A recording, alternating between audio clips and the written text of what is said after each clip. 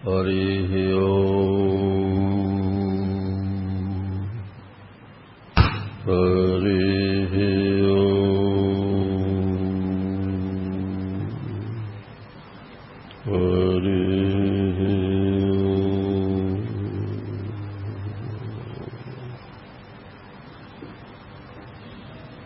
विरक्ता सद्भक्ता विविध विधिसक्तावपि जना स्वदन्ते स्वान्तरयन् वरवचन पीयूषमनिशम्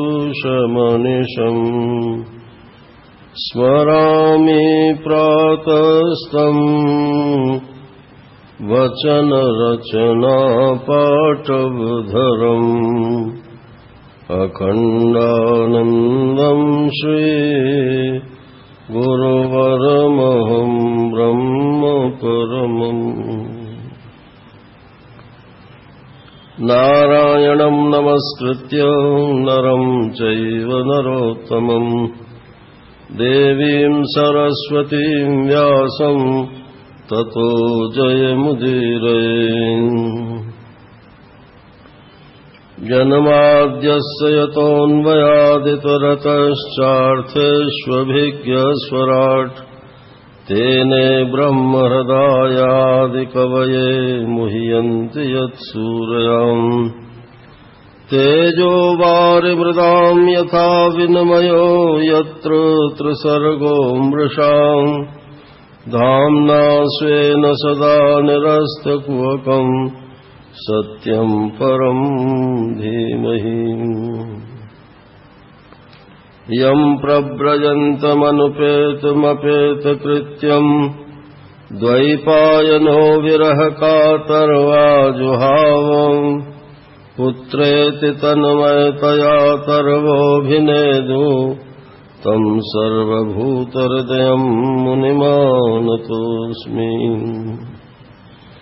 बर्हापीडं नटवरवपुः कर्णयो कर्णिकारं बिभ्रदवास कनककपिशं वैजयन्तीं च मालाम् रन्ध्रान् वेणोरधरसुधया पूरयन् गोपवृन्दैर्वृन्दारण्यं सपदरमणं प्राविशद्गीतकीर्तिः। वसुदेवसुतं देवं कंसचाणूरमर्दनं देवकी परमानन्दं कृष्णं वन्दे जगद्गुरुम्। मूकं करोति वाचालं पङ्गुं लङ्घयते गिरिं यत्कृपातमहं वन्दे परमानन्दमाधवम्।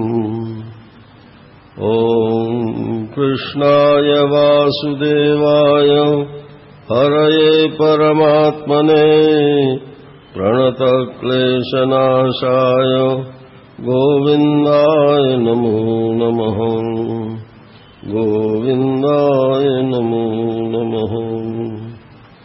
ॐ नारायण नारायण नारायण नारायण। बोलिए वृंदावन बिहारी लाल की जय।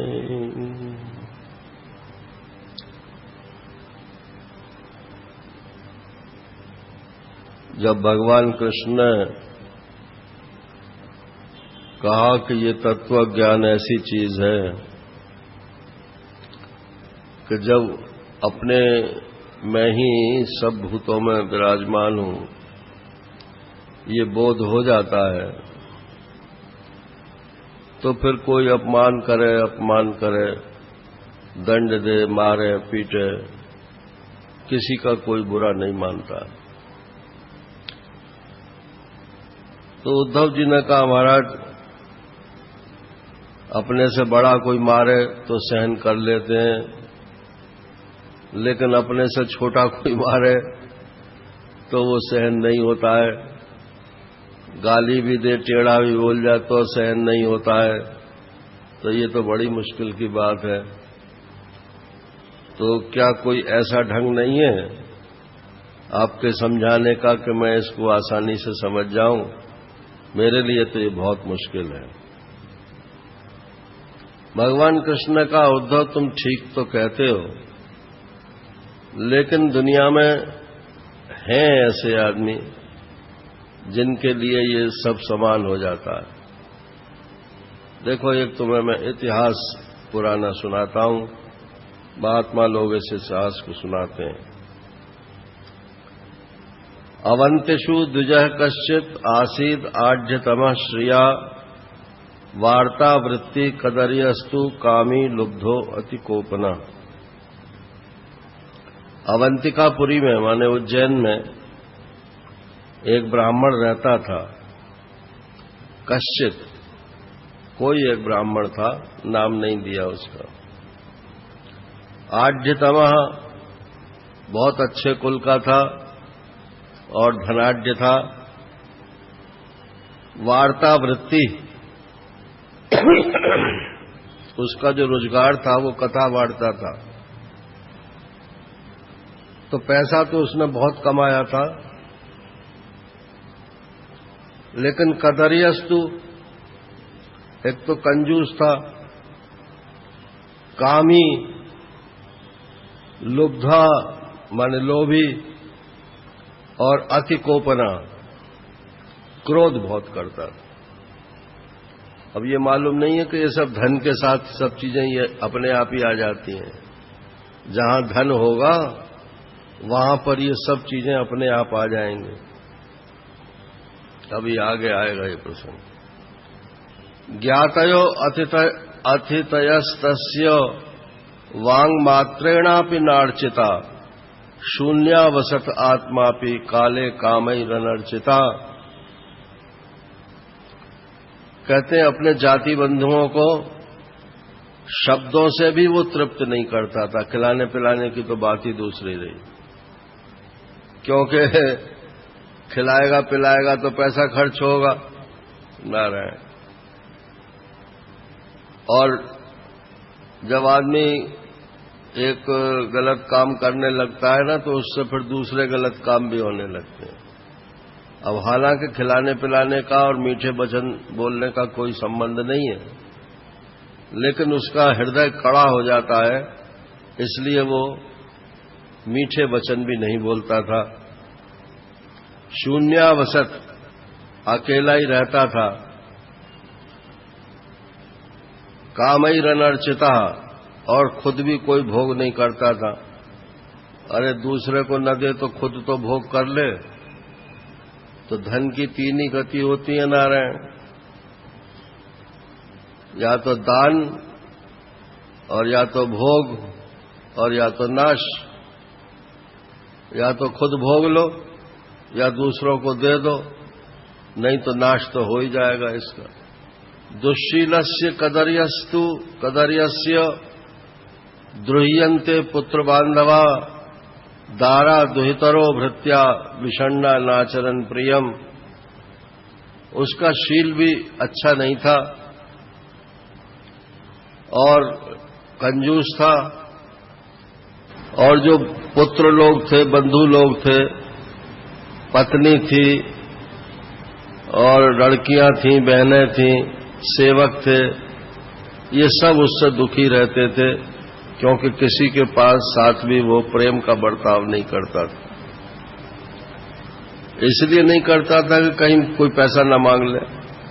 प्रेम में पैसा अगर किसी से अच्छा बोल लो तो कल को कोई मांगने भी लगेगा, तो किसी से अच्छा बोलता भी नहीं था, कोई व्यवहार अच्छा नहीं करता, तो सब दुखी रहते थे। तस्यैवं यक्षवित्तस्य च्युतस्यो भयलोकतः धर्म काम विहीनस्य चक्रधु पंचभागिनः। तो वो तो यक्ष की तरह से बस धन की रक्षा कर रहा था घर में बैठा हुआ। तो ये जो पंच महायज्ञ के देवता हैं वो बिगड़ गए। देवताओं को यदि आप उनका हक न दो तो नेचुरल है कि उन्हें क्रोध आता है। तो ये पंच महायज्ञ कौन कौन से हैं? भूत यज्ञ, देव यज्ञ, अतिथि यज्ञ और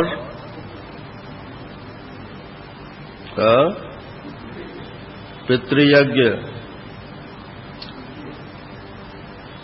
तो इन 5 महायज्ञ जो हैं ये गृहस्थ आश्रमी को प्रतिदिन करने चाहिए।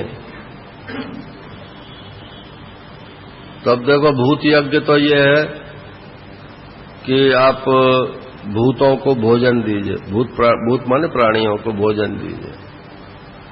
तो भोजन बांटना जो है ये यज्ञ है, और ये ऐसा अच्छा यज्ञ है कि आप किसी को पैसा दे दो तो गलत काम में भी खर्च कर सकता है, कोई और वस्तु दे तो उसका दुरुपयोग हो सकता है।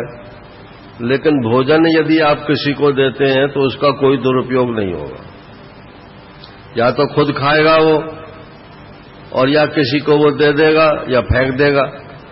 फेंक देगा तो कुत्ता है, चिड़िया है, ये खाएंगे, और किसी को दे देगा तो जिसको देगा वो खाएंगे, जाएगा किसी न किसी के पेट में ही। इसलिए ये अन्न दान जो है ये सबसे बड़ा दान माना गया भौतिक रूप से। और अतिथि यज्ञ, घर पर कोई आ जाए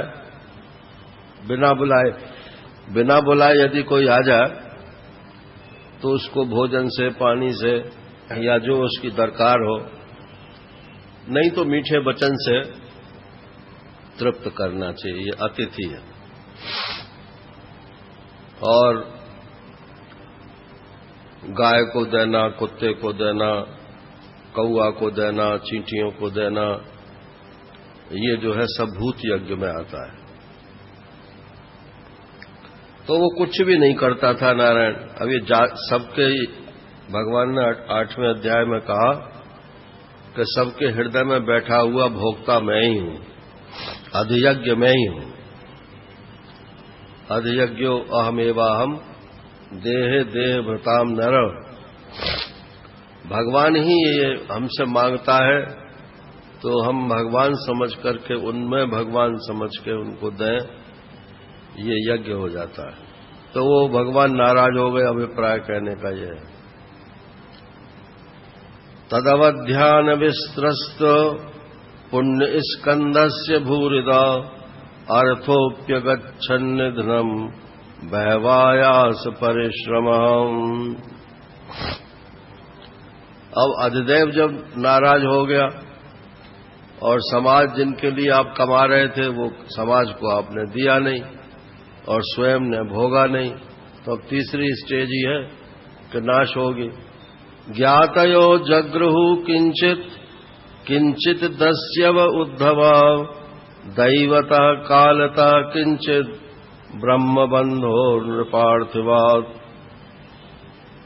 कुछ तो उसके जात बिरादरी के लोग धन लूट के ले गए और कुछ डाकू लोग ले गए, कुछ काल की प्रेरणा से, और कुछ राजा लोग ले गए टैक्स में। स एवं द्रविणे नष्टे धर्म काम विवर्जिता उपेक्षितश्च स्वजनैश्चिन्तामाप दुरत्ययाम्। अब जब धन नहीं रहा तो जो हर समय पास पास घिरे रहते थे लोग, वो भी सब दूर दूर हो गए, क्योंकि वो तो क्या कहते हैं, वो दूध वाली गाय को ही चारा दिया जाता है ना। आज आप पहले जाओगे क्या दैया जी? अच्छा, जरा मेरे से 1-2 मिनट का काम है। स एवं द्रविणे नष्टे धर्म काम विवर्जिता उपेक्षितश्च स्वजनैश्चिन्ता माप दुरत्ययाम्। अब तो सभी संबंधी, सभी मित्र जो है उस फ्रंट हो गए, तो उसको बड़ा कठिनाई हुई, बड़ा कष्ट हुआ। तस्यैवं ध्यायतो दीर्घम नष्टरायस्तपस्विना खिद्यतो वाष्पकंठस्य निर्वेद सुमहान भूत। अब तो वो अकेले में बैठ कर रोवे, मेरा धन जो था वो लुट गया, अब क्या करूं? तो सोचते सोचते उसे वैराग्य हो गया। ये सोपाधिक वैराग्य भी बहुत बढ़िया चीज है। किसी को यदि हो जाए तो किसी वजह से वैराग्य जो होता है, यद्यपि वो टिकाऊ नहीं होता है, लेकिन किसी किसी का टिकाऊ भी हो जाता है, लेकिन वो बिना टिकाऊ वाला भी वैराग्य अच्छा है। सचाह देह महो कष्टम वृथात्मा मेनुतापिता न धर्माय न कामाय यस्यार्थाया सईदृशाम। अब वो सोचने लगा कि मैंने तो अपना जीवन व्यर्थ ही गंवा दिया। जिस धन के लिए मैंने ताबड़तोड़ परिश्रम किया वे न तो धर्म में लगा न मेरे सुख भोग के काम में आया। प्रायणार्था कदर्याणाम न सुखाय कदाचन इह च आत्मोपतापाय मृतस्य नरकाय च। अगर धर्म के काम में पैसा नहीं लगा और स्वयं भी भोग नहीं किया नारायण, तो उसकी गति तो नरक की ही होगी। संसार में यश तो मिलेगा नहीं, लोभी यश्च है, मान भिखारी। लोभी व्यक्ति हो और वो अपना चाहे कि मेरा यश फैल जाए, तो वो नहीं फैला सकता, क्योंकि लोग उसमें आड़े आ जाएगा। और कोई किसी से मांगता हो, भिखारी हो, और चाहे कि मेरा सम्मान हो समाज में, तो वो नहीं हो सकता। मांगने वाला कभी सम्मानित नहीं होता है, और जो लोभी व्यक्ति होता है उसका कभी यश नहीं फैलता है। अर्थस्य साधने सिद्धे उत्कर्षे रक्षणे व्यये नाशोपभोग आयास्रास चिंता भ्रमो नृणाम। अब ये पैसे के दोष गिना रहे हैं, धन के। अर्थस्य साधने सिद्धे, तो पैसा कमाने का जो साधन है उसमें कष्ट होता है। उत्कर्ष, फिर बढ़ाने की चिंता, पैसा बढ़ता रहे। रक्षणे, उसकी रक्षा कैसे हो। फिर व्यय, इसको खर्च कैसे करें। हमारा 2 नंबर का पैसा हो चाहे कितने भी क्यों ना हो, उसको खर्च करने में यही डर रहता है कहीं पकड़े न कहीं पकड़े। और तू डाल में पात सरकार भी कोई ना कोई कानून ऐसे बनाती रहती है। और कुछ नहीं है तो ये जितने बड़े बड़े दुकानदार हैं ना, जिनसे बड़ी कीमत की चीजें खरीदी जाती हैं, सबको लिस्ट भेजनी पड़ती है कि 20,000 रुपये से ज्यादा का सामान किसी ने लिया हो तो उसकी लिस्ट भेजो हमको। तो उसको पकड़ेंगे कि तुम इतना खर्च कहां से कर रहे हो। बैंकों में इंस्ट्रक्शंस हैं कि अगर कोई अपने खाते में जमा तो करता है और निकालता नहीं है तो उसका भी हमको लिस्ट बना के दो। तो उसकी कमाने में, उसको बढ़ाने में, उसको रखने में, उसको खर्च करने में, और उसके नाश में, और उसके उपभोग में, वहां सब जगह चिंता, फिकर, परिश्रम, यही मनुष्य को होता है।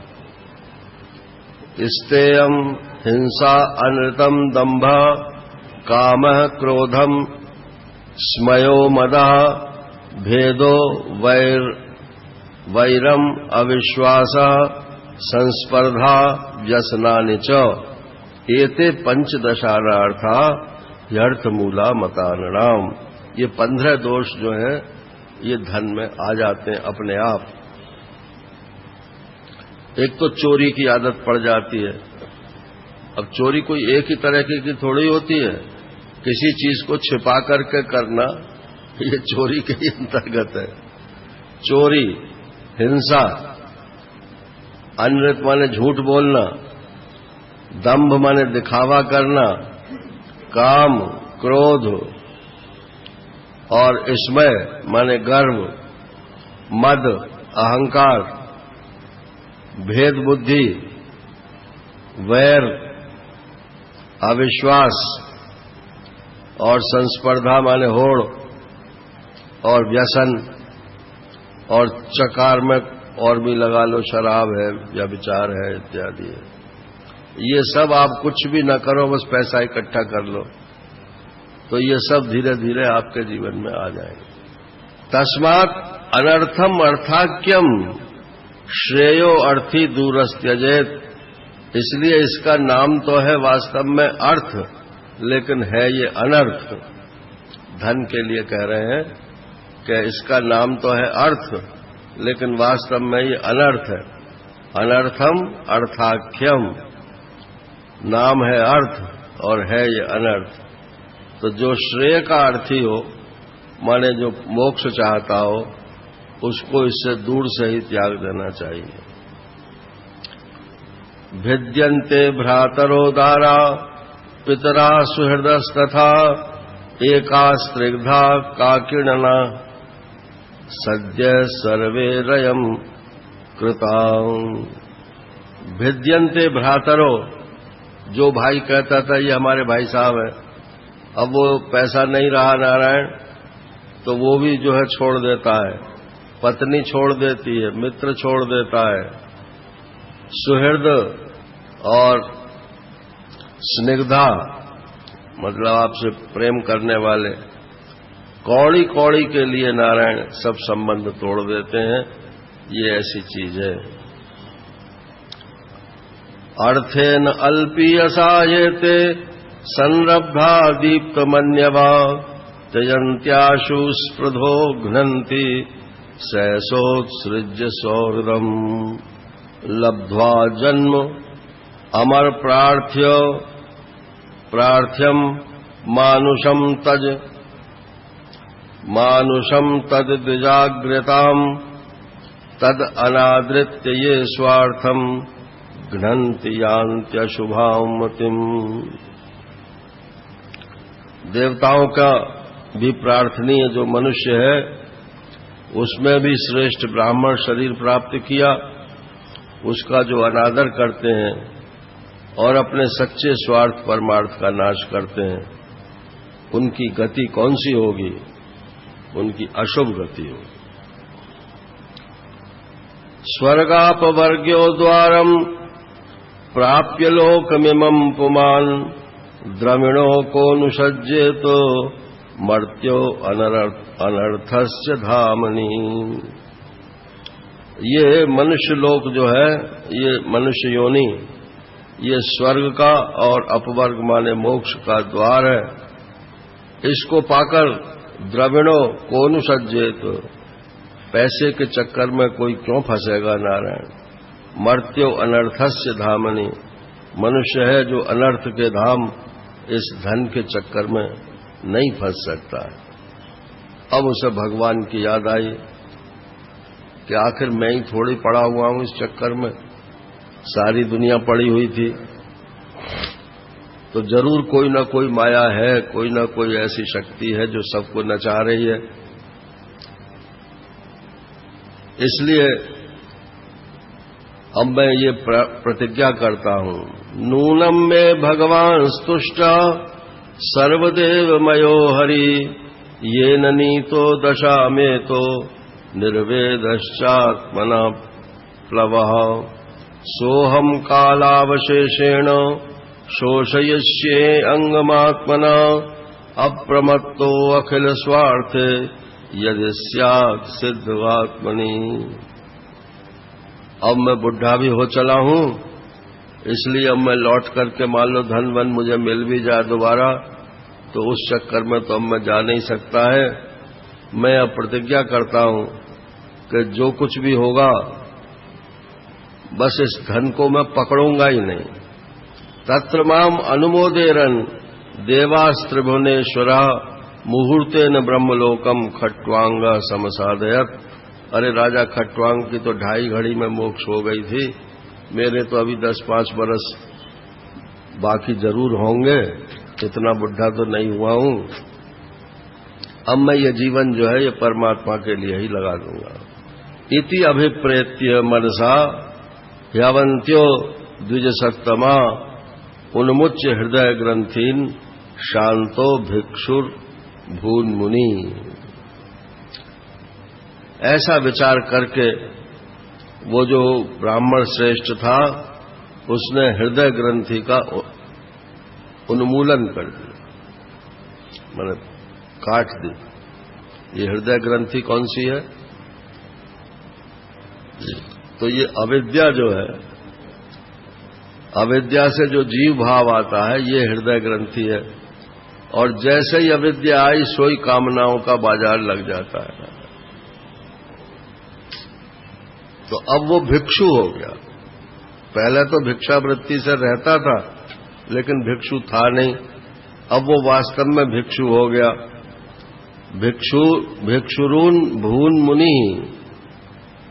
लेकिन कैसा भिक्षु हुआ कि शांत तो मौनी हो गया, बोलता नहीं था।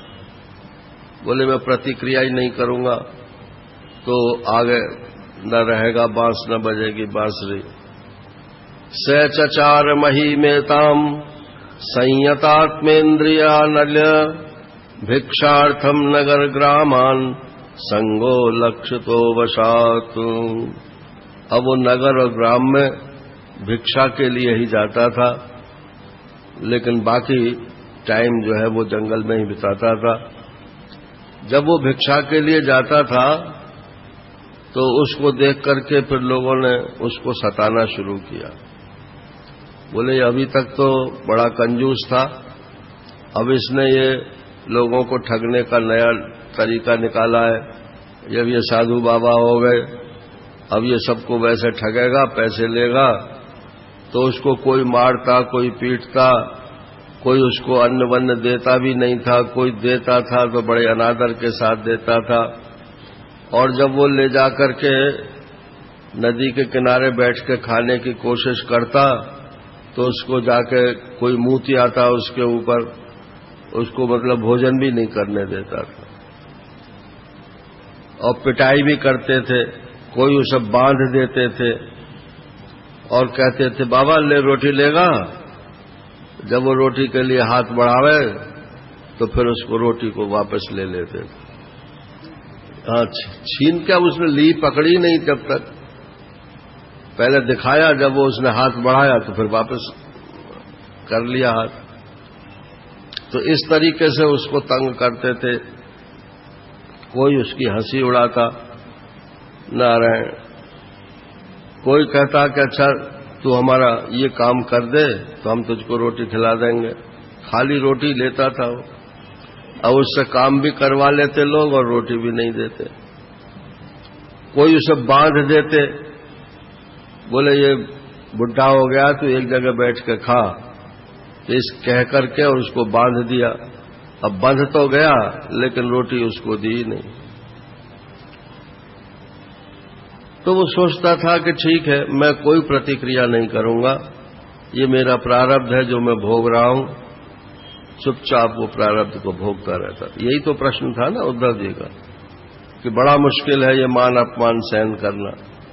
तो भगवान ये सुना रहे हैं कि ऐसे आदमी भी हैं और हुए हैं जो मान अपमान सब सहन कर लेते हैं। तो वो कर सकते थे तो तुम क्यों नहीं कर सकते हो? ये कहना कि ये बहुत कठिन है, ये तो बच निकलने का साधन है। कठिन काम ही तो आपके लिए है, सरल काम तो सभी कर लेंगे। अब महाराज कभी कभी जब वो बहुत विचार करता तो फिर एक गीत गाता था। इसको भिक्षु गीत बोलते हैं। गीत क्यों गाता था? कि वो अपने मन को समझाता था कि अरे मन, तुझे आज जो ये मिल रहा है वो तेरे कर्मों का फल है। तू सुखी दुखी मत हो, अथवा ईश्वर की इच्छा है, तू सुखी दुखी मत हो। नायम जनों में सुख दुख हेतु, न देवतात्मा ग्रह कर्म काला, मनः परम कारणमामनन्ति, संसार चक्रम परिवर्तयेत यत्। अब जो उसका पहला अध्ययन किया हुआ था, सत्संग किया हुआ था, वो उसके सामने प्रकट हो गया। तो कहते हैं कि भाई सुख दुख के हेतु शास्त्र में कितने बताए गए हैं। एक पक्ष तो कहता है कि ये लोग जो हैं वो सुख दुख देते हैं, तो मेरी समझ में तो ये आता है कि लोगों का सुख दुख देना ये हेतु नहीं है, ये कारण नहीं है। न देवता की वजह से सुख दुख मिलता है, न आत्मा की वजह से सुख दुख मिलता है, न ग्रह की वजह से, न कर्म की वजह से, न काल की वजह से। केवल मन ही एक परम कारण है जो संसार चक्र में इसको घुमाता रहता है। अब यहां 7 विकल्प उठाए हैं। जन, देवता, आत्मा, ग्रह, कर्म, काल, ये 6 तो विकल्प हैं कि ये हेतु नहीं है। और 7वां है कि मन ही हेतु है। मन के हारे हार है, मन के जीते जीत। मन में जैसी धारणा बना रखी है किसी घटना के प्रति, बस वैसा ही सुख दुख उसको होता है। और धारणा हमने ही बनाई है नारायण, और किसी ने नहीं बनाई है। तो मन के बारे में पहले वो बोलता है।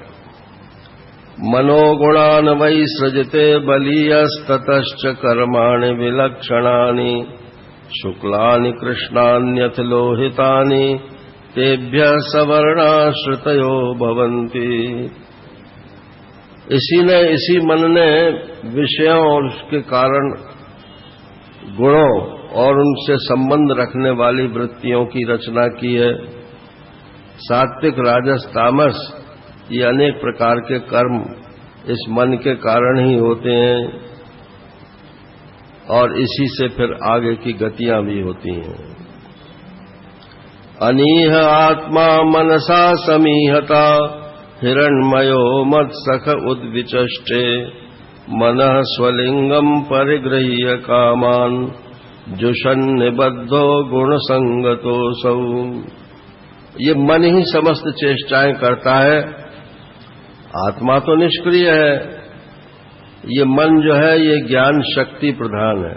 देखो, आत्मा तो ज्ञान स्वरूप है और मन ज्ञान शक्ति प्रधान है। ज्ञान शक्ति क्या होती है? जो कार्य कारण का विचार जिस ज्ञान में होता है वो ज्ञान शक्ति कहलाती है। ऐसा किया था, ऐसा हो गया, ऐसा करेंगे तो ऐसा हो जाएगा, ये कार्य कारण का विचार है।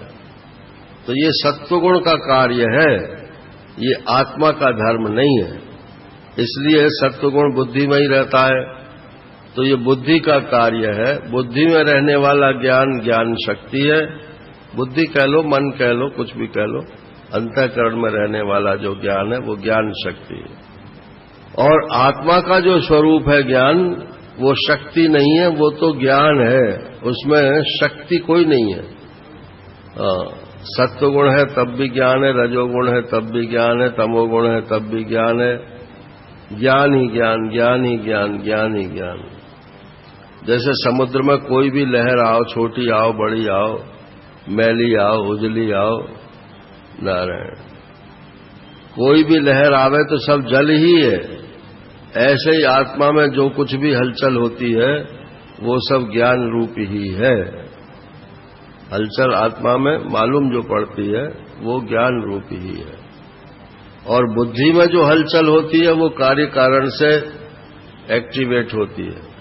पहले ऐसा किया था, ऐसा हुआ, इसलिए अब हमको ऐसा करना चाहिए और आगे ऐसा हो जाएगा। वृत्ति ज्ञान तो है ही, इसको अन्वय व्यतिरेकी ज्ञान बोलते हैं।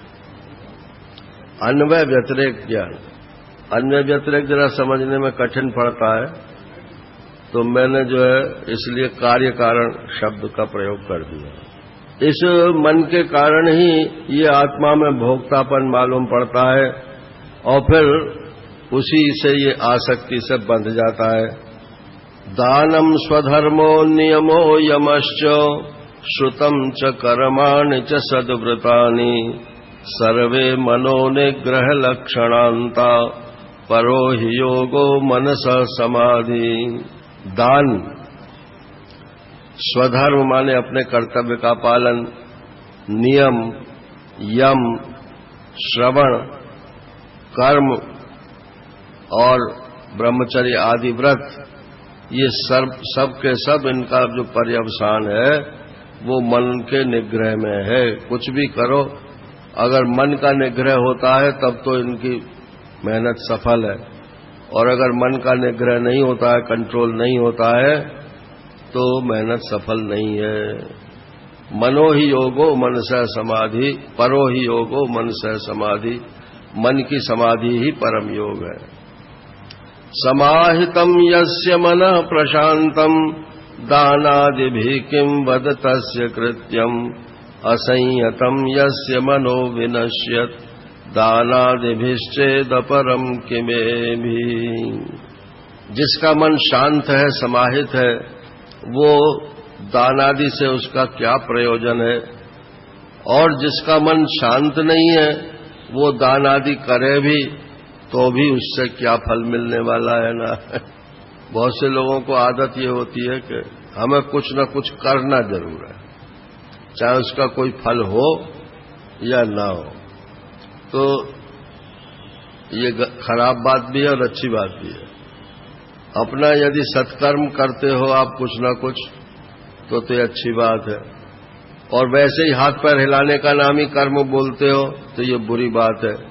ये रजोगुण है ना, ये रजोगुण आपको बांध लेगा।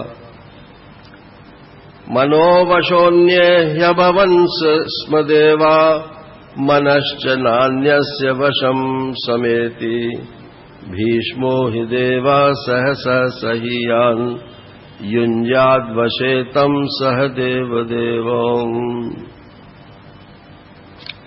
सभी इंद्रियां मन के ही वश में रहती हैं। ये मन जो है किसी इंद्रिय के वश में नहीं है। ये मन बलवान से भी बलवान है और भयंकर से भी भयंकर है। नारायण, जो इस मन को वश में कर लेता है वही इंद्रियों का विजेता है। तम दुर्जयम शत्रुमसह्य वेगम, उरुन्तुदम तन्न विजित्य केचित्, कुर्वन्त्य सद्ग्रह मत्र मर्त्यैर्, उदासीन रिपून विमूढ़ा। मन बहुत बड़ा शत्रु भी है। जब ये आक्रमण करता है तो असहनीय हो जाता है। नारायण, ये सब मर्म स्थानों को भेदता है। इससे जीतना बहुत कठिन है। इसलिए मनुष्यों को चाहिए कि सबसे पहले इसी मन पर ही विजय प्राप्त करे। लेकिन मूर्ख लोग जो हैं वो इसको जीतने का तो प्रयत्न करते नहीं हैं, दूसरे मनुष्यों से झूठ मूठ का झगड़ा करते रहते हैं और जगत के लोगों को शत्रु मित्र बना लेते हैं। महाराज जी ऐसे बोलते थे कि जैसे मान लो किसी ने आपसे ये कहा, आपको कुछ कमी बताई आपने, तो अब ये सोचो कि इसने जो हम में कमी बताई है, यदि वो कमी वास्तव में है हम में, क्योंकि हम तो अपने साक्षी तो खुद ही हैं, अगर वो कमी हमारे अंदर है तो भाई उस कमी को पूरा कर लो। और अगर वो कमी हमारे अंदर है नहीं और दूसरा वैसे ही कह रहा है तो शांत हो जाओ, उसका जवाब देने की कोई जरूरत नहीं है। जब उसको असलियत मालूम पड़ेगी तो अपने आप अपनी ओपिनियन बदल लेगा वो। अब वो जो उसने 6 विकल्प दिए थे कि सुख दुख का हेतु और क्या है, अब उन एक एक विकल्प को उठाते हैं। पहला था कि जनता जो है वो हमारे सुख दुख की हेतु है। बोले जनता सुख दुख की हेतु नहीं है, क्योंकि सुख दुख पहुंचाने वाले जो जनता वाले हैं उनके शरीर भी इसी पंचभूतों के बने हुए हैं और हमारे शरीर भी इसी पंचभूतों के बने हुए हैं। अब पंचभूत ने पंचभूत को अगर कष्ट दिया तो क्या कष्ट दिया। एक सज्जन थे तो वो पुलिस में थे, तो वो खुद ही सुना रहे थे, अंग्रेजों के टाइम की बात थी। तो एक पुलिसमैन एक तांगे में बैठ गया। अब तांगे वाले ने पैसे मांगे तो पुलिसमैन ने उसको पीट दिया,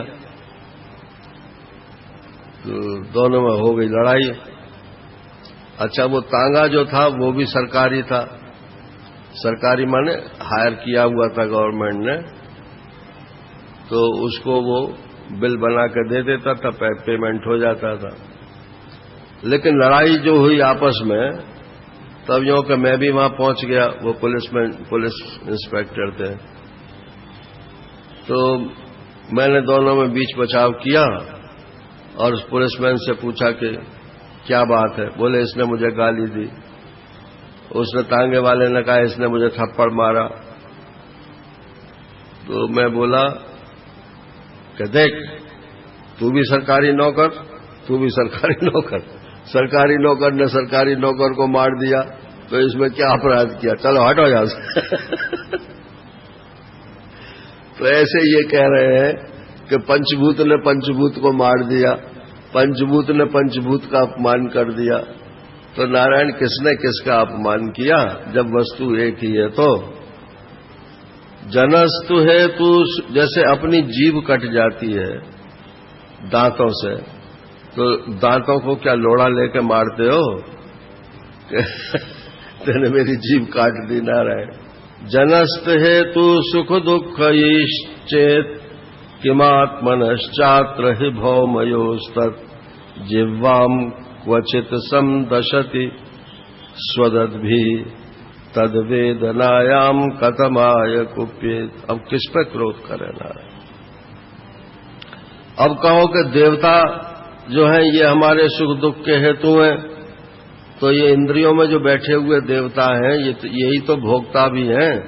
अगर सुख दुख वहां के देवता देते हैं बाहर वाले, तो ये भीतर वाले जो इंद्रियों के देवता हैं ये उनका भोग करते हैं। तो देने वाला भी देवता है और भोगने वाला भी देवता है। अब मैं किस खेत का मूली बीच में आ गया? इसलिए देवता अगर सुख दुख देते हैं तो अपने ही को देते हैं, मेरे को देवता सुख दुख नहीं देते हैं। आत्मा यदि स्यात् सुख दुख हेतु किमन्यतस्त्र निज स्वभाव न ह्यात्मनोन्यत यदि तन्मृषा स्यात् क्रुध्येत कस्मात् न सुखम न दुखम। कहो कि आत्मा सुख दुख का कारण है, तो आत्मा तो मैं खुद ही हूं, मैं अपने को क्या दुख दूंगा? और आत्मा के अतिरिक्त तो कुछ है नहीं, तो किसी दूसरे को भी मैं क्या दुख दूंगा? इसलिए आत्मा भी सुख दुख का हेतु नहीं है। ग्रहानिमित्तम सुख दुखयोश्चेत्। अब कहते हैं कि कोई राहु केतु हमको दुख दे रहे हैं। ग्रह आजकल ज्योतिषियों का बड़ा बोलबाला हो रहा है ना, क्योंकि पैसा बढ़ रहा है ना समाज में, तो ज्योतिषियों माने अनिश्चितता बढ़ रही है सब। तो अनिश्चितता जब बढ़ती है, ईश्वर पर विश्वास कम हो जाता है, तो फिर ज्योतिषियों पर विश्वास बढ़ता है। नारायण, कोई कहता है राहु है, कोई कहता है केतु है, कोई कहता है मंगल है।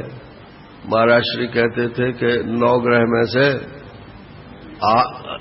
एक ग्रह फेवर में रहता है और 8 ग्रह विपरीत रहते हैं।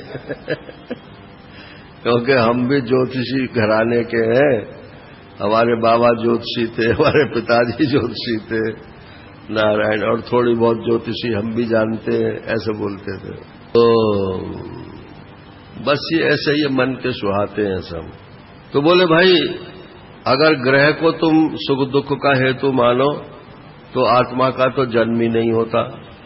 ये तो जिस आदमी का जन्म होगा, उस जन्म के समय में जो उसके ग्रहों की दशा थी, वही तो उसका भाग्य निर्णय करेंगे। तो जब उसका जन्म ही नहीं होता है और मैं आत्मा हूं ही हूं, तो मेरा जन्म तो होता नहीं है। इसलिए मैं ज्योतिषियों के चक्कर में क्यों पड़ूं? अब कहो कि कर्म हेतु है, तो कर्म स्वयं में तो जड़ है, और कर्मों का जो भोक्ता है वो चैतन्य है, फल भोक्ता जो है। तो क्या जड़ जो है वो चैतन्य का नियमन कर सकता है? नहीं कर सकता। कहो काल हेतु है, तो काल तो परमात्मा का स्वरूप है। परमात्मा किसी को क्यों सुख दुख देगा? नारायण, वो तो सबके प्रति सम रहता है। ये सिर्फ मन की एक मान्यता है कि ये सुख है और ये दुख है। मान लो कहीं भूकंप आ गया, तो भूकंप आने में कुछों के मकान गिर गए, वो उनका तो दुख हो गया, और कुछों के घरों में जो सरकते हुए दबे हुए खजाने थे पुराने जमाने के, वो नारायण सरक के दूसरे के घर में चले गए, तो जिसके घर में गए उसको सुख हो गया। ये बात मालूम है कि नहीं? ये इसकी प्लेट्स जो हैं, ये भूकंप जब कब आता है, तो इसमें जो धरती की प्लेट्स है भीतर, वो प्लेट्स जब सरकती हैं भीतर भीतर, तब वो भूकंप आता है। तो वो प्लेट्स जब सरकेंगी तो उन प्लेट्स में जो रखा हुआ खजाना हो, कुछ भी हो, वो भी सरकेगा। पानी के स्रोत जो है सरक जाते हैं। पहले यहां पानी था और यहां नहीं था, अब पानी यहां से सरक के यहां आ गया, यहां पानी हो गया, यहां सूख गया ना। तो खजाने जो हैं वो सरक जाते हैं। तो ये सब ऐसे ही है, क्या बोलते हैं, एक्सीडेंटल है सब, और बहाना काल का लग जाता है। वो काल सरकाता नहीं है, काल में जो भी घटना होती है उसका कुछ न कुछ तो परिणाम होता ही है। वो एक व्यक्ति के लिए सुखद हो सकती है, दूसरे व्यक्ति के लिए दुखद हो सकती है। अब भगवान कृष्ण कहते हैं, उद्धव जी, उस ब्राह्मण का धन क्या नष्ट हुआ, वो तो ब्रह्मनिष्ठ हो गया। जब किसी को अपने सुख दुख का कारण मानता ही नहीं है, तो अपनी मौज में मस्ती में जो है वो निश्चिंत बैठा रहता है। उसका धन क्या नष्ट हुआ, उसका तो सारा क्लेश ही दूर हो गया। वो संसार से विरक्त हो गया और संन्यास लेकर वो पृथ्वी में स्वच्छंद विचरण करता है। अब भगवान श्री कृष्ण अपना निर्णय सुनाते हैं इसमें कि सुख दुख का हेतु क्या है। सुख दुख प्रदो नान्य पुरुषस्य आत्म विभ्रम। सुख दुख देने वाला कोई दूसरा नहीं है, ये पुरुष का अपना आत्म विभ्रम है, अपने मन की भ्रांति ही है कि ये सुख है ये दुख है। मित्रोदासीन रिपवा संसारस्तमसा कृता। ये मित्र है, ये उदासीन है, ये शत्रु है, ये संसार में तमसा कृता, अज्ञान के द्वारा ऐसा मालूम पड़ता है। मेरी समझ में नहीं आई क्या कहेगा। दुख का अनुभव होता है, माने दुख की साक्षिता होती है और तादाद में हो जाता है उससे। अगर साक्षिता होगी तो तादाद में नहीं होना चाहिए, लेकिन सुख दुख का अनुभव साक्षिता से नहीं होता है, तादाद में से होता है, और तादाद में अज्ञानजन्य। तस्मात् सर्वात्मना तात निग्रहाण मनोधिया मय्यावेशतया युक्तो एतावान योग संग्रह।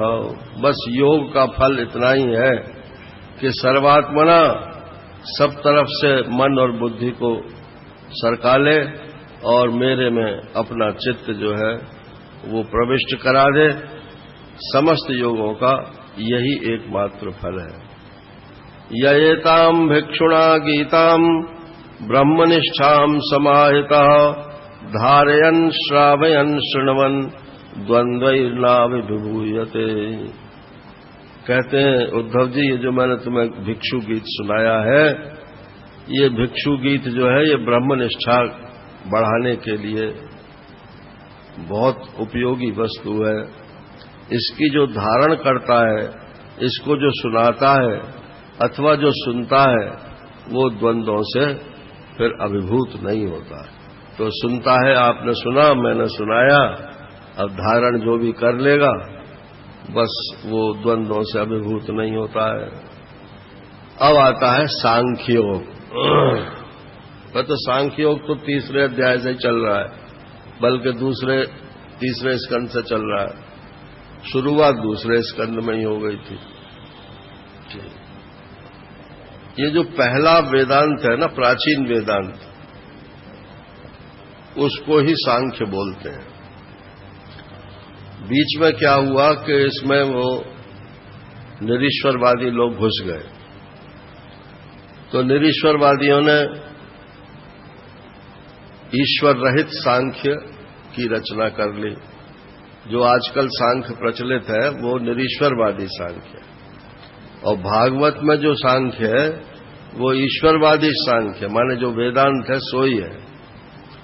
तो इसलिए बार बार सांख्य शब्द से आप सांख्य कपिल जी का सांख्य मत समझ लेना। सांख्य माने संख्यायते अनेनो, जिसके द्वारा गिनती की जाए उसको सांख्य बोलते हैं, बस इतना है। तो उपनिषद शास्त्र जो है उसका नाम सांख्य है। गीता के दूसरे अध्याय का क्या नाम है? सांख्य योग। तो क्या वो कपिल जी का सांख्य है? तो वो भगवान का ज्ञान योग है नारायण। तो ज्ञान को ही सांख्य बोलते हैं, और इसमें ईश्वर का स्थान भी है, ब्रह्म का स्थान भी है, जीव का स्थान भी है, और जगत का स्थान भी है। इन सब का स्थान अपनी अपनी जगह होते हुए भी, और सबका एकत्रित रूप जो अद्वितीय ब्रह्म है सो भी है। ऐसा नहीं है कि ईश्वर है ही नहीं और जीव नाम की कोई चीज नहीं है, जगत नाम की कोई चीज नहीं है नारायण, अब बस इसी को वेदांत बोलते हैं। ये तो वेदांत का एक सिद्धांत पक्ष है, नहीं, ये सिद्धांत पक्ष है। वाद तो कोई भी हो वो वेदांत का पक्ष नहीं है। अजात भी तो एक वाद ही है। जहां जातवाद होगा उसको काटने के लिए अजातवाद होगा। तो ये अद्वितीय जो है, अद्वैत जो है, ये भी वेदांत का नारायण एक पक्ष है, क्योंकि इसमें अकार लगा हुआ है ना, अद्वैत। तो पहले द्वैत की स्थापना करते हैं खुद और फिर उसको काटते हैं, तो ये तो काटाकूट का काम हो गया ना। तो ये सिद्धांत नहीं है। सिद्धांत क्या है कि एक परब्रह्म परमात्मा के अतिरिक्त और कुछ, और जहां काटाकूटी है वो तो एक एक पक्ष है। अगर तुम जातवाद कहते हो तो हम अजातवाद कहते हैं, तुम द्वैत बोलते हो तो हम अद्वैत बोलते हैं। तो सांख्य योग का मतलब है कि वेदांत में, ज्ञान योग में क्या चीज स्वीकार की गई है, तो संख्या इसमें बताई गई है।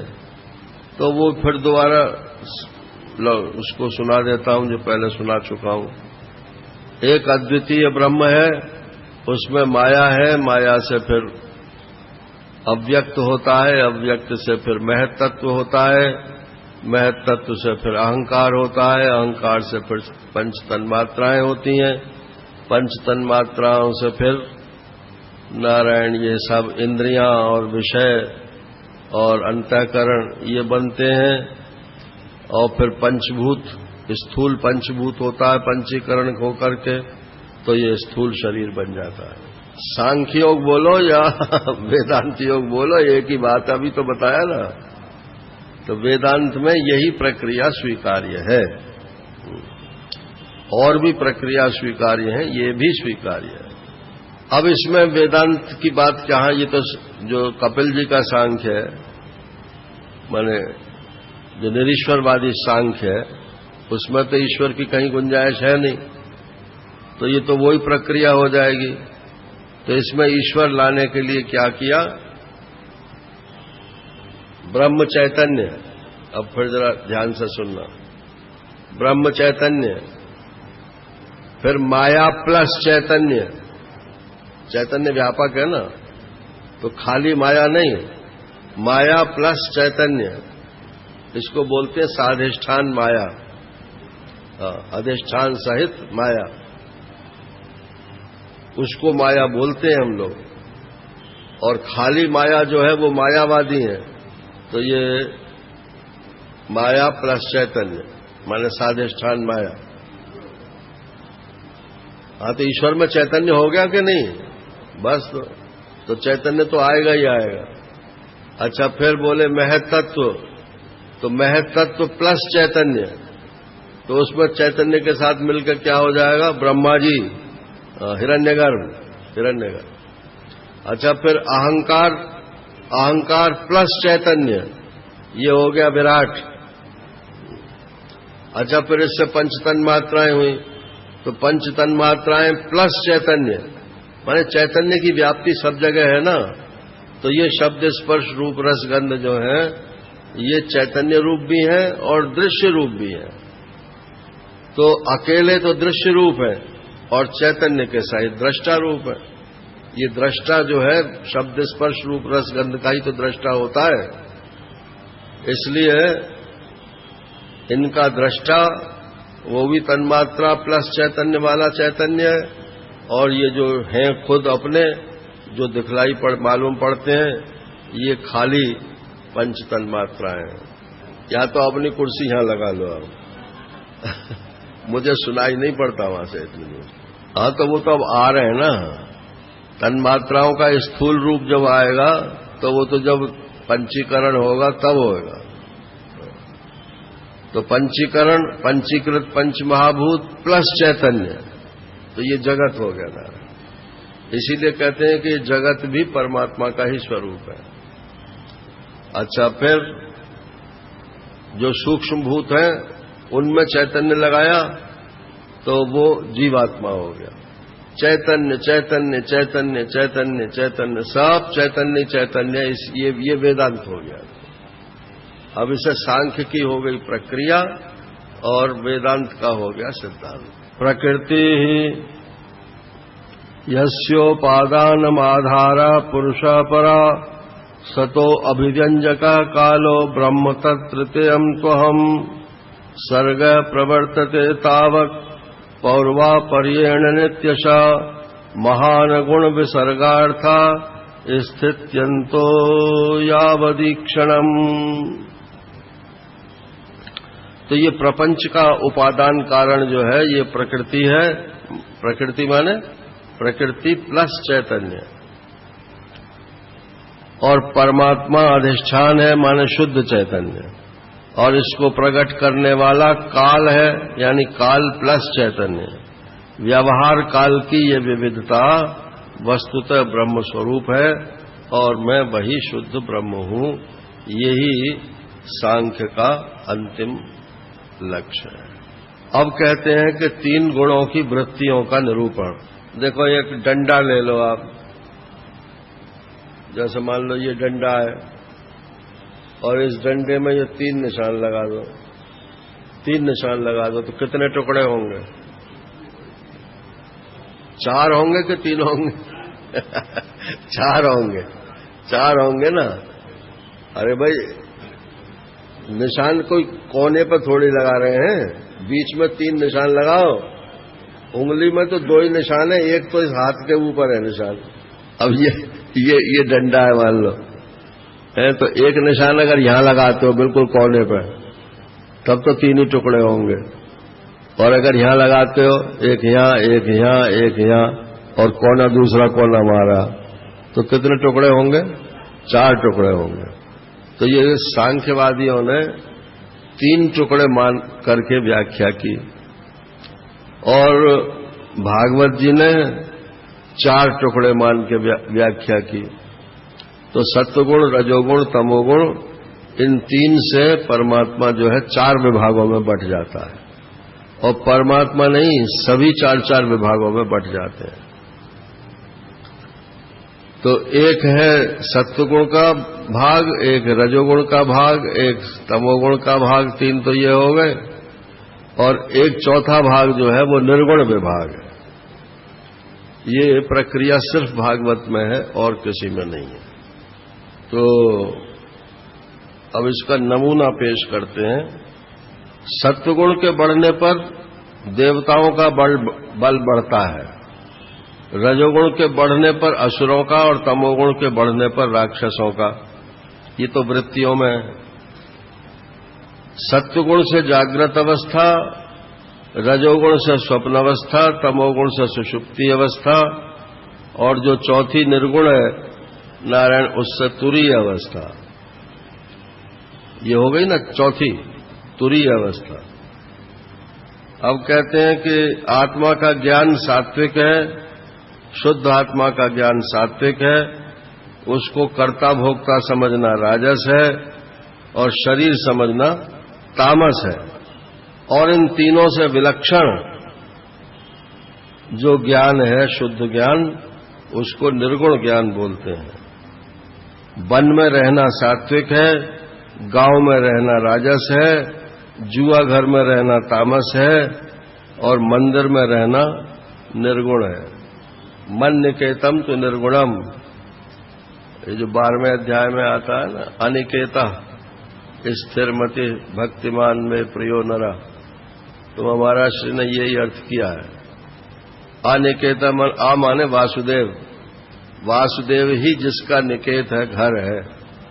तो ये श्लोक में प्रमाण में दिया है, मन निकेतम तु निर्गुणम। अनासक्त कर्म करने वाला सात्विक है और रागपूर्वक कर्म करने वाला राजसिक है और आगे पीछे न देख करके कर्म करने वाला तामसिक है। और जो पुरुष मेरी शरण में रहकर बिना अहंकार के कर्म करता है वह निर्गुण करता है। आत्मा तो अकर्ता है, तो उसको तो कर्ता की श्रेणी में लाएंगे ही नहीं। तो अब एक कर्ता रह गया कि जो परमात्मा के साथ मिलकर के कर्म करता है, उसको कर्म का बंधन नहीं होता। ये बहुत बड़ी खोज है नारायण। उपनिषद काल में जो चर्चा है वो है कि आप कर्म मत करो तो आपको कर्म का बंधन नहीं होगा, और कर्म करोगे तो जरूर बंधोगे। ये उपनिषद काल की चर्चा है। और गीता में और भागवत में जो ये खोज है कि आप परमेश्वर से एक होकर के, उनके शरणापन्न होकर के आप कर्म करो तो कर्म आपको बांधेंगे नहीं।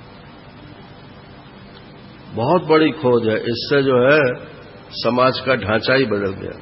वरना सब पहले सन्यास को ही महान समझते थे, बिना सन्यास के नहीं होता है। महान तो अब भी है, लेकिन गृहस्थों को ज्ञान नहीं हो सकता ऐसी बात नहीं है नारायण। गृहस्थ भी ज्ञान प्राप्त कर सकते हैं और उन्हें कर्म का बंधन नहीं हो सकता। कोई गृहस्थ गाली थोड़ी, वो भी तो एक आश्रम ही है। जैसे सन्यास एक आश्रम है, ऐसे ही गृहस्थ भी एक आश्रम है। अगर आश्रम को आश्रम के तरीके से जिया जाए तो आत्मज्ञान विषयक श्रद्धा सात्विक है, कर्म विषयक श्रद्धा राजस है और अधर्म में श्रद्धा तामस है, और भगवत सेवा में जो श्रद्धा है वो निर्गुण श्रद्धा है। अंतर्मुखता से प्राप्त होने वाला सुख सात्विक है, बहिर्मुखता से प्राप्त होने वाला सुख राजस है, और अज्ञान और दीनता से प्राप्त होने वाला सुख तामस है, और जो सुख भगवान से मिलता है वह गुणातीत है, निर्गुण है। इस प्रकार से विभाग कर लेना चाहिए। मतलब ये अपने जीवन को देखना चाहिए कि हमारा जीवन जो है वो परमात्मा की तरफ ठीक ठीक दिशा में चल रहा है कि नहीं चल रहा। खाली सिद्धांत रटने से कुछ फर्क नहीं पड़ता है। तो जीवन को देखने के लिए आपको खुद विचार करना पड़ेगा। ये कल प्रसंग आ चुका है कि बोले अरे गृहस्थाश्रम में नहीं होता, चलो सन्यासी हो जाओ। नारायण, तो सन्यासी होने से हींग मिलेगी नारायण? कुछ नहीं मिलने वाला। परमात्मा की प्राप्ति के लिए जो सन्यास होता है वो दूसरे ढंग का सन्यास है, और केवल सन्यास आश्रम ग्रहण कर लेना, इससे कुछ नहीं प्राप्त होता। सोद्देश्य आश्रम व्यवस्था है। अगर उद्देश्य ही नहीं है तो उस आश्रम का फल नहीं मिलता। अब बहुत से जो ब्राह्मण लोग होते हैं पुराने ढंग के, वो कहते हैं हमें तो शास्त्र की मर्यादा का पालन करना है। अब हम 60 वर्ष के हो गए, अब हम वानप्रस्थ में जाएंगे, अब हम 80 वर्ष के हो गए, अब सन्यास में जाएंगे। चलो ठीक है, धर्म का पुण्य तो होगा लेकिन परमात्मा की प्राप्ति तो नहीं होगी। पुण्य से अच्छे लोक की तो प्राप्ति होगी, बस, और तो कोई बात है नहीं। परमात्मा की प्राप्ति जिनका लक्ष्य है उनको हर स्टेप पे अपना उद्देश्य याद रखना चाहिए। मैं ये कर्म क्यों कर रहा हूं, क्या कर रहा हूं इससे मतलब नहीं है। मैं ये कर्म क्यों कर रहा हूं, क्या कर रहा हूं ये तो शास्त्र बता देगा। और क्यों कर रहा हूं ये आपको सोचना पड़ेगा। अब ये 26वां एक और गीत आता है। इसमें कितने गीत हो गए ना, देखो, वेणु गीत और कौन सा गोपी गीत और युगल गीत और भ्रमर गीत, 4, और एक और रह गया प्रणय गीत, 5 तो ये प्रेम के गीत हो गए। अच्छा, फिर ये भिक्षु गीत, और अभी ये आ रहा है, इसको एल गीत बोलते हैं। एल बताता हूं इसको एल गीत बोलते हैं। तो ये वैराग्य परक गीत है, ये दोनों ही वैराग्य परक हैं, भिक्षु गीत भी और ये भी। तो 2 ये हो गए, 7, एक शायद भूल रहे हैं हम। ये जो राजा पुरूरवा थे, इनकी माता का नाम था इला। तो इला का पुत्र होने के कारण इनको एल बोलते थे तो एल गीत का मतलब है वो गीत जो इला नंदन पुरूरवा ने गाया। तो ये कथा 9वें स्कंद में आ चुकी है कि पुरूरवा जो थे वो उर्वशी पर आसक्त हो गए थे और नारायण नंग धड़ंगे उनके पीछे भाग छूटे थे और उर्वशी छोड़ के उनको चली गई थी। और उसके बाद पागल हो गए। पागल होने के पश्चात फिर इनको वैराग्य हुआ। तो जब ये वैराग्य हुआ तब इन्होंने एक गीत गाया, उसको ही एल गीत बोलते हैं। इसमें जो असली बात है वो भगवान कृष्ण बता रहे हैं। संगम न कुर्यात् असताम शिष्णोदर त्रिपाम क्वचित तस्यानुगतमस्यन्धे पतन्त्यन्धानुगान्धवत्। भगवान कहते हैं, उद्धव जी, जो लोग शिष्णोदर परायण हैं, माने जननेन्द्रिय का भोग और पेट का भोग, इन्हीं भोगों को भोगने में जो लगे हुए हैं, उनका संग कभी नहीं करना चाहिए। और जो इनके अनुयायी हैं, उन अनुयायियों का संग भी कभी नहीं करना चाहिए, क्योंकि वो वैसी वासना तुम्हारे अंदर भी भर जाएगी। और अगर करोगे तो जैसे अंधा अंधे को रास्ता दिखावे तो दोनों कुआं में जाकर पड़ेंगे, ऐसे ही तुम्हारी हालत होगी। देखो, ऐला सम्राडिमा गाथाम अगायत बृहत श्रवा उर्वशी विरहान मुह्यन निर्विण्ण शोक संयमे। महाराजा एल जो चक्रवर्ती सम्राट थे नारायण, वो उर्वशी के विरह में इतने मोहित हो गए और फिर अंत में जाकर के उनको वैराग्य हो गया। त्यक्त्वा आत्मानं व्रजंतीम ताम नग्ना उन्मत्त वनृप विलपन अन्वगाजाये घोरे तिष्ठेति विक्लवः। कहने लगे, जब वो उर्वशी चली गई तो उसके पीछे पीछे नंगे धड़ंगे भागे और कहने लगे, अरे थोड़ी देर और ठहर जाओ, मेरा मन अभी नहीं भरा है। तो आखिर में ये एल महाराज जो हैं, कहते हैं, आज तक किसी का काम से मोह भरा है जो मेरा ही भर जाएगा, और अपने को धिक्कार रहे हैं। अब इसको बस सुन लो, सुनने का ही महात्म्य है, क्योंकि अब जिस उम्र के जिस स्टेज पे हम लोग हैं, उस स्टेज पे ये काम वाम की बात का कुछ मतलब नहीं होता है। अहो में मोह विस्तारा काम कश्मल चेतसा देव्या गृहीत कंठस्य नायु खंडाय में स्मृता। अरे मेरे मोह के विस्तार को धिक्कार है। मेरा चित्त जो है काम कश्मल से घायल हुआ हो गया था, वो देवी ने मुझे कंठ से पकड़ लिया, ऐसा गला पकड़ा कि खंडा एवं स्मृति, मेरे इतने वर्ष जीवन के बेकार चले गए। नाहम वेदाभिनिर्मुक्ता सूर्यो वाभ्युदितो मया मुषितो वर्षपूगानां बताहानि गतान्यता। इसमें आया है कि जो लोग चाहते हैं कि हम इस संसार के गोरख धंधे से अलग हो जाएं, ग्लानि भी होती है उन्हें जब इसमें फंस जाते हैं, लेकिन निकल नहीं पाते, इतनी शक्ति नहीं है, तो उनको भगवान का भजन करना चाहिए और भगवान से प्रार्थना करनी चाहिए कि प्रभु हमको इसमें से निकालो,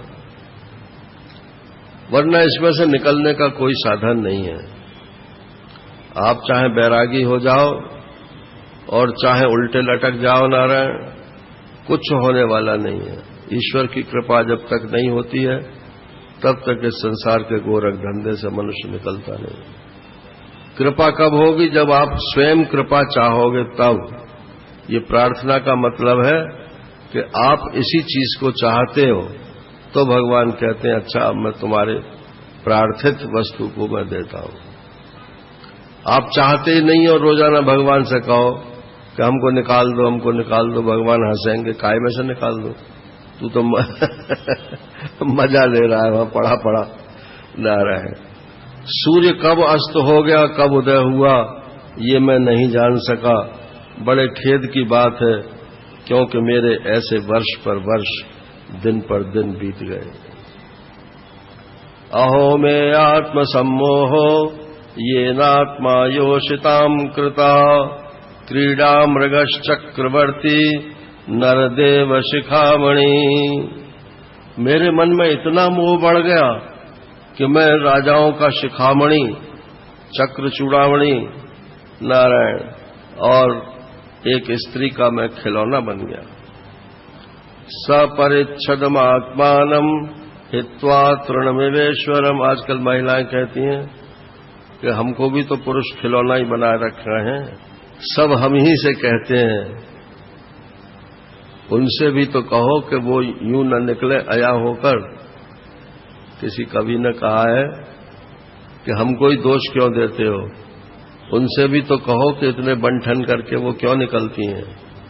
न वो बंठन के निकले, न जो है हमारा ध्यान उधर जाए। तो ऐसे ही वो कहते हैं कि सब स्त्रियों ही के लिए कहते हैं, स्त्रियों का क्रीड़ा मृग बन। अरे बने तो तुम ही, तो पुरुष कहता है कि तुम्हारे कारण ही तो बना नारायण। बस यही है इसमें। और कितना भी बुढ़ा हो जाओ, एक बुढ़े थे मित्र हमारे, बुढ़े मतलब उस समय उनकी करीब 75-76 वर्ष की उम्र थी, तो हम लोग उनको बाबूजी बाबूजी बोलते थे। स्वभाव उनका बच्चों का सत्संगी व्यक्ति थे। तो मैं उनका बाबूजी कुछ अपने जीवन का अनुभव सुनाओ, क्या आपको अब भी ये काम सताता है? तो बोले हाँ, कभी कभी हाथ फिराने को मन करे।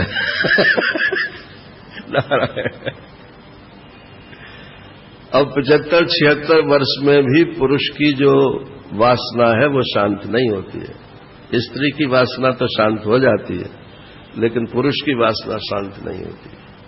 इसलिए पुरुष को ज्यादा इसमें सावधान रहना चाहिए। मैं प्रजा को मर्यादा में रखने वाला सम्राट, और वो मुझको और मेरे राजपाट को तिनके की तरह छोड़कर भाग गई, और मैं पागल उसके पीछे नंग धड़ंगा दौड़ता रहा।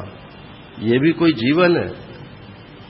मैं गधे की तरह दुलत्तियां सहकर भी पीछे पीछे दौड़ता रहा, और मेरे में फिर तेज और स्वामित्व भला कैसे रह सकता है? स्त्री ने जिसका मन चुरा लिया उसकी विद्या व्यर्थ है। किम विद्यया किम तपसा किम त्यागेन श्रुतेन वा किम विविक्तेन मौनेन स्त्रीभिर्यस्य मनोरथम। क्या क्या प्रयोजन है? सारे शास्त्रों का विद्वान हो जाओ और अभी तक तुम्हारी वासना निवृत्त नहीं हुई, उसकी विद्या व्यर्थ है, उसकी तपस्या व्यर्थ है, उसका त्याग व्यर्थ है। शास्त्राभ्यास से कोई लाभ नहीं, और इसमें संदेह नहीं कि उसका एकांत सेवन और मौन भी निष्फल है। हमको तो अभी भी कई महात्मा ऐसे मिले हैं जो एकांत में ये बात बताते हैं कि अभी मन में जो है विकार आता है। मतलब 60-70 वर्ष के तक हो गए, महात्मा भी हो गए, और मन यदि विकृत होता है तो ईमानदार तो है, इससे ये बात तो जाहिर होती है, लेकिन ये भी बात जाहिर होती है कि ये बहुत डीप रूटेड मैलेस है नारायण, इससे सावधान रहना चाहिए। अरे पुराना पुराना कुछ नहीं, सब इसी जन्म का है, सब इसी जन्म का संस्कार है। ये पुराने जन्म की कह करके और अपने को बचा लेते हैं लोग। मैं उर्वशी के होठों की मदिरा वर्षों तक पीता रहा, पर मेरी तृप्ति नहीं हुई। क्या कहीं आहुतियों से अग्नि की तृप्ति होती है? उस उल्टा ने मेरा चित्त चुरा लिया। आत्माराम जीवन मुक्त के स्वामी इंद्रियातीत भगवान को छोड़कर ऐसा कौन है अब जो मुझे उसके फंदे से निकाल सके? अच्छा बताओ, ये शरीर किसका है? ये शरीर माता पिता का है अथवा पत्नी की संपत्ति है? ये स्वामी की मोल ली गई वस्तु है या आग का ईंधन है? क्या कुत्ते और गीधों का भोजन है? इसे अपना कहें या संबंधियों का? बहुत सोचने विचारने पर भी कोई निश्चय नहीं होता। ये शरीर मलमूत्र से भरा हुआ है, अपवित्र है, और इसका अंत यही है कि पक्षी खाकर विष्टा कर दें, इसके सड़ जाने पर इसमें कीड़े पड़ जाएं, अथवा जला देने पर यह राख का ढेर हो जाए। ऐसे शरीर पर लोग लट्टू हो जाते हैं और कहने लगते हैं, ओह तेरा मुखड़ा कितना सुंदर है, तेरी नाक कितनी सुगढ़ है, कितनी तेरी मनोहर मुस्कान है।